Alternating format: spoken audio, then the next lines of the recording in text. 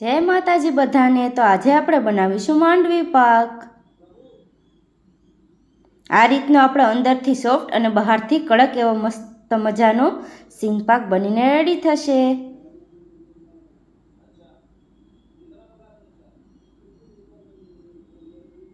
તેના માટે આપણે એક વાટકાનો માપ સેટ કરવાનો છે।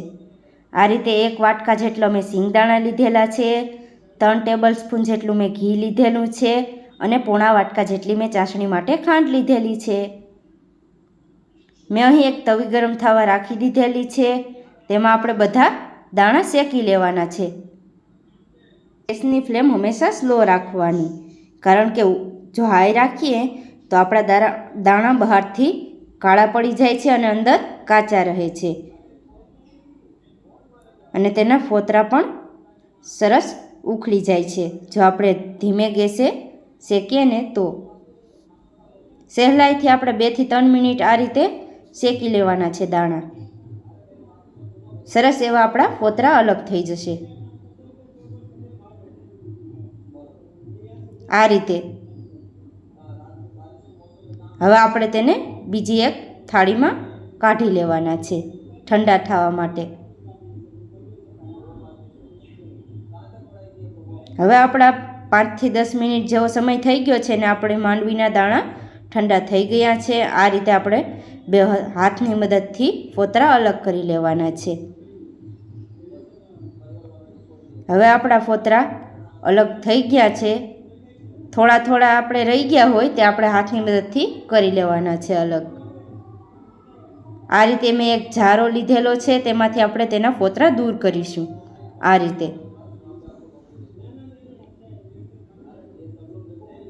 રીતે આપણે અંગૂઠાની ને આંગળીની મદદથી ફોતરા દૂર કરવાના છે। જો કોક રહી ગયા હોય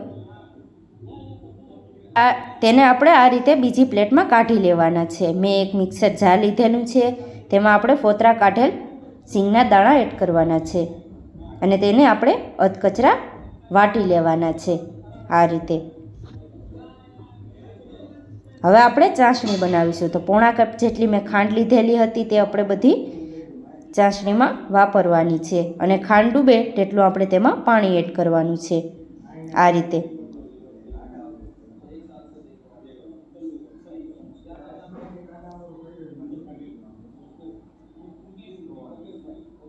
આપણી બધી ખાંડ ઓગળી ગઈ છે, તમે જોઈ શકો છો।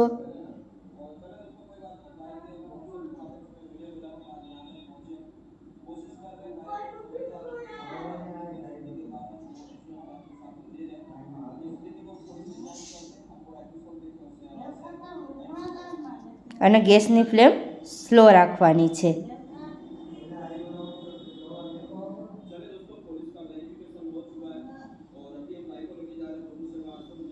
આ રીતે એક વાસણમાં આપણે થોડી ચાસણી કાઢીને ચેક કરી લેવાનું છે।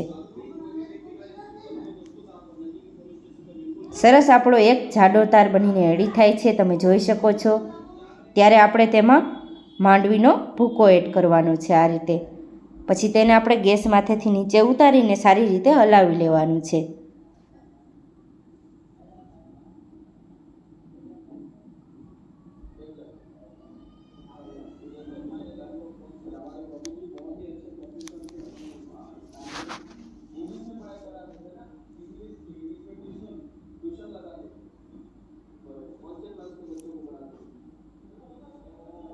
હવે આપણે તેમાં 3 ટેબલ સ્પૂન જેટલું ઘી એડ કરવાનું છે, તેથી માંડવી પાકની શાઇનિંગ સારી આવે છે અને ખાવામાં પણ સોફ્ટ રહે છે।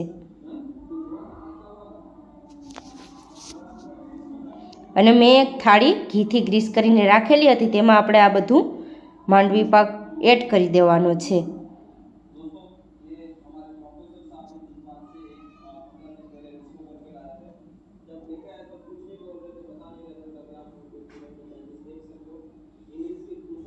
મેં સારી રીતે વાટકીની પાછળ ઘી લગાવી અને સારી રીતે બેટરને થાળીમાં સેટ કરી લીધેલું છે અને પછી આમાં તરત જ કાપા પાડી લેવાના છે ચાકુની મદદથી।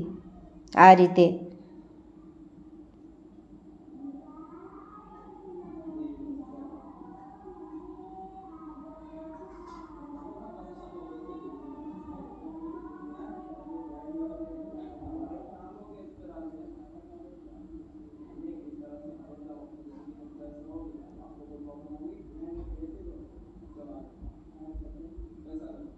તમને જે શેપ ગમે તેમાં પણ તમે કાપા પાડી શકો છો. મને ચોરસ જ ગમે છે.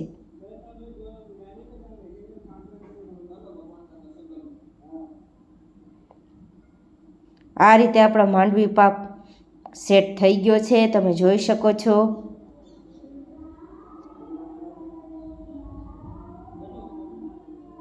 જો તમને મારો આ વિડીયો ગમ્યો હોય તો લાઈક કરજો, શેર કરજો અને સબસ્ક્રાઈબ કરવાનું ભૂલતા નહીં. જય માતાજી. અને તમે પણ એકવાર જરૂરથી ટ્રાય કરજો મારા સિંગ પાક બનાવવાની રેસીપી. આ રીતે આપણે અંગૂઠાથી ભાંગીએ તરત જ ભાંગી જાય છે અને અંદરથી સોફ્ટ એવો આપણો માંડવી પાક બનીને રેડી છે.